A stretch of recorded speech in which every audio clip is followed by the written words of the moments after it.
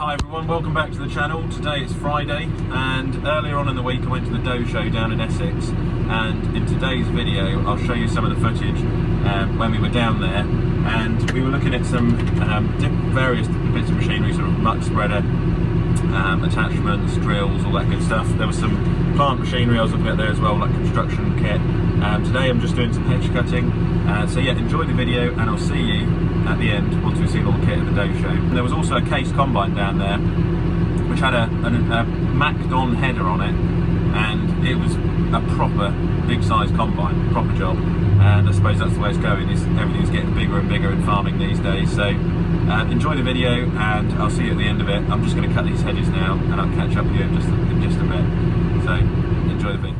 Well, I'm just looking at this muck spreader. It's a Richard Weston one. It's a Richard Weston D12 Delilah spreader. It's really well designed muck spreader. It's not too big when you see it in person. It's a nice size. See if we can count up here. It says don't climb, but have a look. So you've got slats in there. You've got a slurry door on the back. It doesn't look to be too big. It's sort of really nice size. But yeah, leave a comment in the comment section what you think of it. But yeah, I do like the look of it. Of course, the one people do like is bunning, I suppose. But this is really nicely laid out. It seems pretty strong. You look underneath there. Got your grease points under there. It seems really simple, good design, but just well made, and not made a million miles away from the farm. Actually, of course, Richard Weston, literally just down the road from the farm. But yeah, leave a comment in the comment section what you think of it. I would at some point like a muck spreader, and it would also be hired out as well to other people. But bunning is the one which a lot of people look at, but I do like this one. So there we go. Leave it in the comment section what you think of it. It would fit quite nicely on a 6R actually, and also go out on hire as well. Right, now we're just over at the Shelbourne stand, and they got this. Now, as everyone knows, my mashio on the farm is broken at the moment. It's broken somewhere over here on the linkage, but I was just having a look at this. Go on the front or the back of the machine, and it's made by Shelbourne, obviously the same people who make the Hedgecutter. So should we trade the mashio in for a Shelbourne? You can put it on the front and then you can have a Hedgecutter on the back, which would be bloody brilliant. But well engineered piece of machinery. It looks quite good, so solid. The problem with the mashio is they had curved tubes on our one, but this looks a lot stronger, and I'd like to think that it wouldn't break in the way that the mashio has at home. But you know, we know Shelbourne, they're very good bits of kit, so you have to let me know what you think of it in the comment section down below, but it looks really good. And then next to the flail mower is the new 7065T. It's a 6.5 metre reach machine. This one's got looks like a 1.2 head, and it's got the hydraulic hood on the front, which is pretty clever, pretty neat. It's got a hydraulic roller as well. Really nice. And you've got a 7062 VFR, same one we've got. It's got a 1.2 metre head on it, I think. These are good machine. Nice, very nice machine indeed. So obviously we're used to that one. We've got the same one at home. Then there's some tub feeders, which I did speak to Shelbourne about. You can grind up silage, fodder beet, maize, anything like that. That's the 13. For now we use the feeder better, and it works out pretty well. This is really interesting piece of kit. Got your weigh cells on the front. Really good. Obviously it's set the controls there, how you control the machine. Wow. They're a really good company, Shelbourne. They make some good stuff. So let's go and have a chat with them. Alright, we just had a nice chat with Shelbourne, and just next to it, Henry from Doe's quoted me on a twin rake from SIP, and he said go and have a look at them. That's really proper job. 28,500, little bit out of the budget for what we were going to spend, but yeah, SIP are some good kit. I think that's probably a little bit too big, this twin rake actually, although I do like you can make it variable, so we can obviously change the different widths of the rake. Look at the size of that swather, bloody hell, that is enormous, isn't it? It's got like belts on it. You want like a Heston baler almost bale this stuff, bloody hell. Jesus Christ, that was massive. 80 G's, you know, 80 grand. You need like Martin Evans job size like outfit for that. But yeah, I think we'll have to go and look for a slightly smaller rake.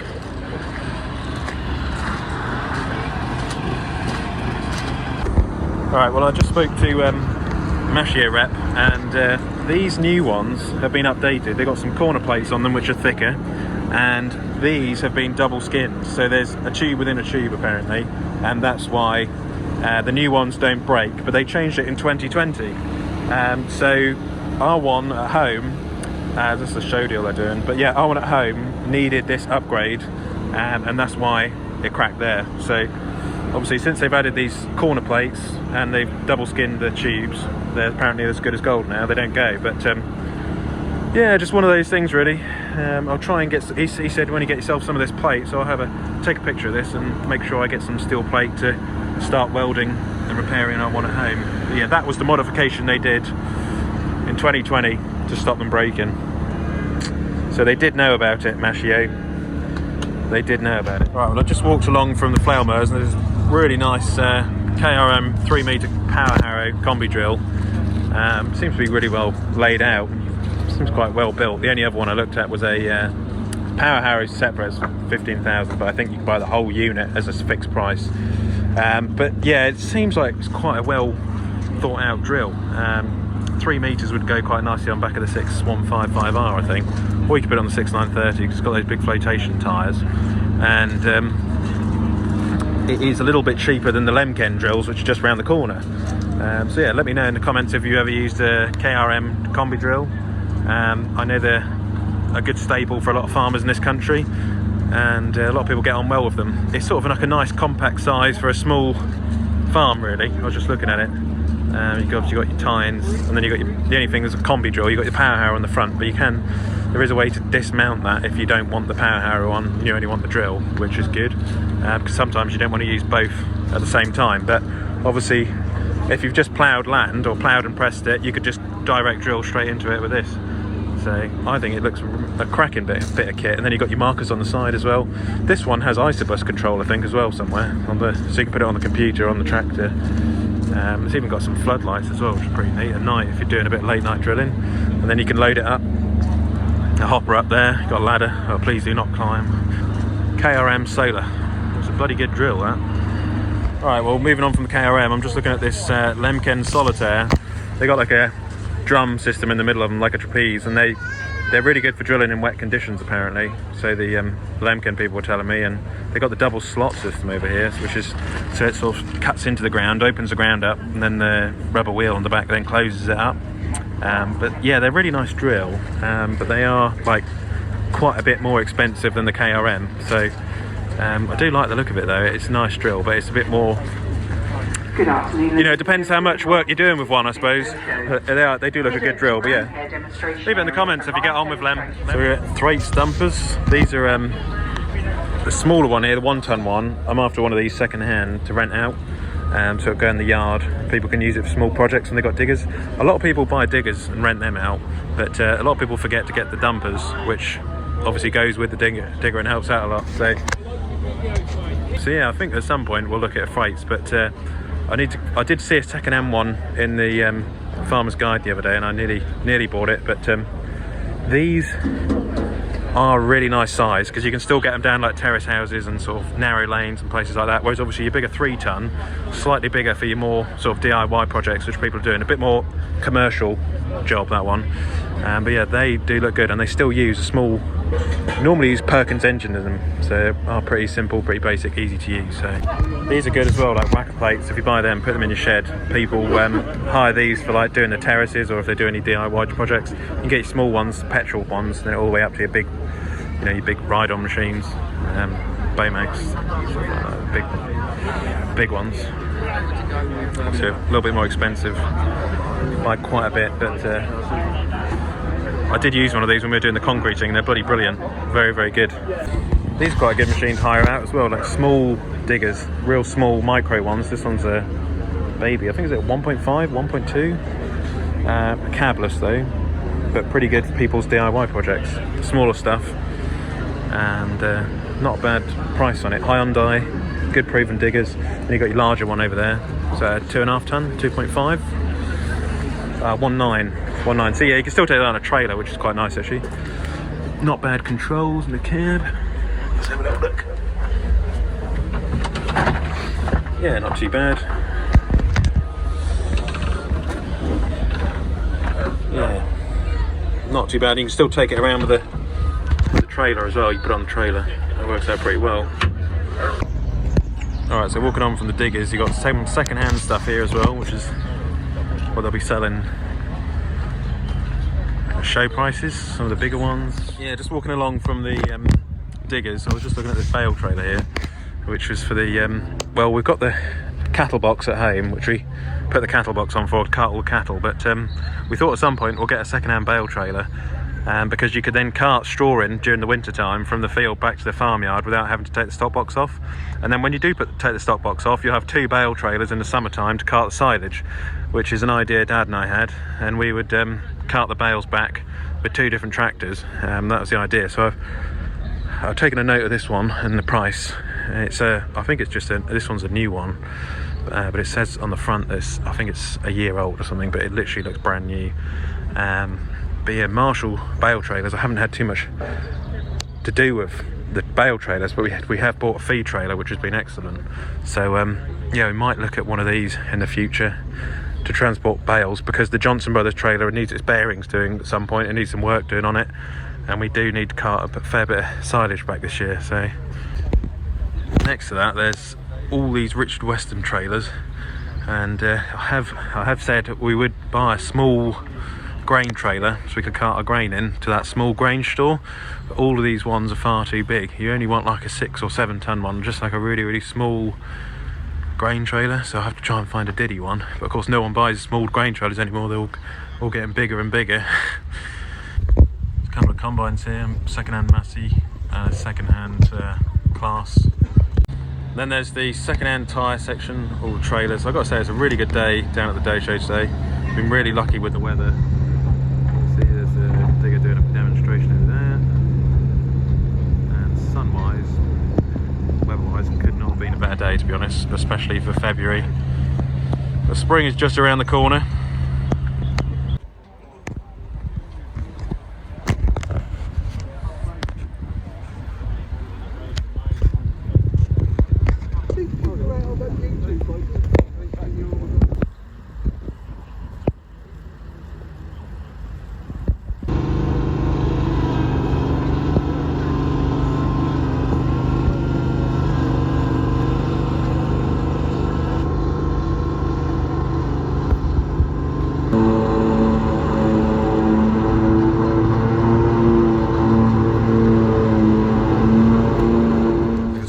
Combine, look, this case, bloody absolutely ridiculous.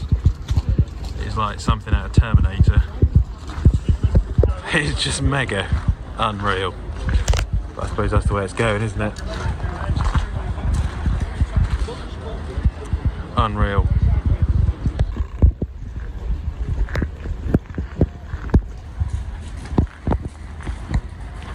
Just next to the combine there's the case round baler. It's similar to the New Holland round balers. I was just looking at the side of it. Design's pretty simple, to be honest. Doesn't seem too complicated for a round baler. The pickup down there is not too bad. It's nice and wide, so you get a good swath. You could probably follow a fairly big combine with this.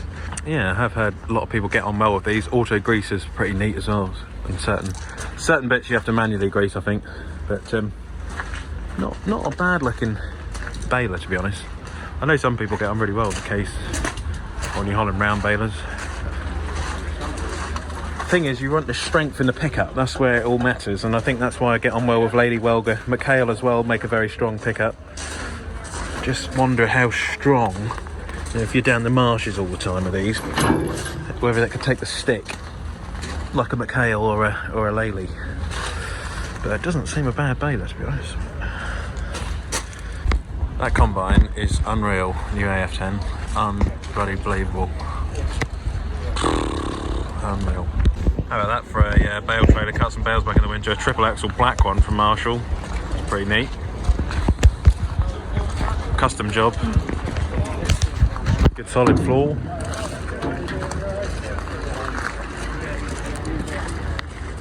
of these. They're almost size that off a ratchet strap, and it just hydraulically lifts up. That's really clever. You see some of the new ones, like the Bailey ones, they do a metal box section, but this one's more of a almost like HGV lorry sides. That's pretty clever. Just obviously you'd hope that these would be strong enough that if bales did fall off, you know, that won't tear. But that is really clever idea. All right, we're here at Cherry Products. They've got the road sweeper brush. These are really good. You're going to sweep your yard up and clean and tidy up as you go. Got a big grain pusher there, it's enormous. And you've got a bucket grab here. A lot of people are using these when they're muck spreading now. You can clean up on the bottom as you're going along, and then the grab allows you to get all your muck. So you've got the best of either a muck grab or a bucket. But then you don't have to use, say, like a muck grab and a bucket. You don't have to take two up there. You can only take one implement, which is really good for like contractors. And these are made by the Amish, the X-Form, and they are really solid again, but lightweight as well for the steel which is used. Probably one of the best bucket grabs I would say you could get, to be fair. If it's made by the Mormons at Easton, you know it'll be a proper solid bit of kit. See, really solid. Then you've got some sides on this, you can unbolt them as well if you don't want the sides on. Yeah, that's a really clever idea. So you just take that and your muck spreader and you don't need anything else. So yeah, all in all, I really enjoyed going to the dough show. It was great. I met so many different people, and I couldn't really walk within, you know, sort of 5 or 10 feet without meeting someone. So really enjoyed it. And I tell you what, it was very busy. One of the busiest dough shows I've ever seen. And also weather-wise, it was pretty good. It was sunny near enough all day. The combine, the case combine, unreal. Just scary where farming's going in this country. You know, just everyone's, I suppose, all the big farmers, you know, getting bigger and bigger, big machinery. I suppose to reduce the labour costs and to make things more efficient, I suppose. But it was a good day out, and I enjoyed it. Come away inspired. The KRM drill, I think, is interesting because it's quite a good sort of, I think it's a well-priced drill. And it would suit this farm well. But yeah, we've got to do the rest of the hedge cutting over the next couple of days to get that knocked on the head before the 1st of March. And then we've got the muck spreading. I need to go and pick the muck spreader up at the end of the week. It'll take me until Monday and I'll get that done. And then we've got ploughing, so we'll plough the field in afterwards and then drill the spring barley, which will be for harvest 2025. And then before long, because we're coming to the end, I'm losing my voice a bit today, because we're coming to the end of winter, we're not a million miles away. I'll get the stock box out, and I think if all goes well, we might have some animals out on the 1st of April, fingers crossed, which is only, you know, sort of 6 weeks away, so it's not a million miles away. We're on the home straight, really. But yeah, like I say, as long as the weather holds and we don't get too much rain, it'll be all right. So yeah, let me know what sort of content you want to see in the next couple of videos. I have been doing a lot of hedge cutting recently, so it is the same old thing. But I have got to go back to Cambridge to pick up some bits from the 135 to go and see Young, some classic tractor people. And also there's another classic tractor I'm looking at to go on the bale wrapper this year and to cart some muck as well. So sort of a classic 6-cylinder beast, shall we say. So yeah, with that, keep liking and subscribing, and I'll catch you in the next video when we'll be out, probably muck spreading.